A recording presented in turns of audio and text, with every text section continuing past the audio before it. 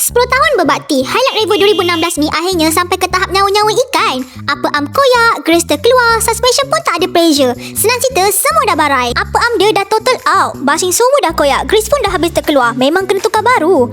Lower arm pun sama, bush dah kong dan koyak. Bojang dah longgar dan bocor. Paling bahaya bahagian ni, disc dah nipis dan berkedut. Sebab tu kalau brake mengejut, steering bergegar macam mesin burut. Brake shoe belakang pun dah nipis sampai tekan brake rasa kosong. Kesannya jarak brake jadi jauh dan pedal brake rasa lembik.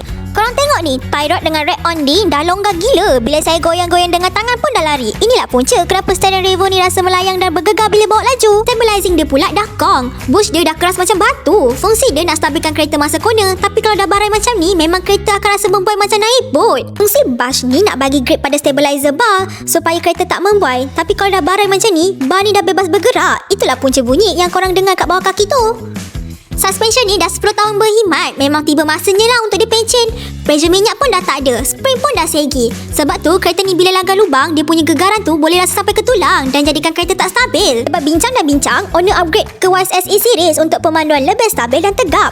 Teknologi monotube dia kurangkan body roll dan lebih mantap masa kelajuan tinggi. A series memang tak boleh adjust, tapi preload still boleh setting bagi sedap. Paling penting, exhaust ni boleh diservis semula, jadi jimat kos jangka panjang.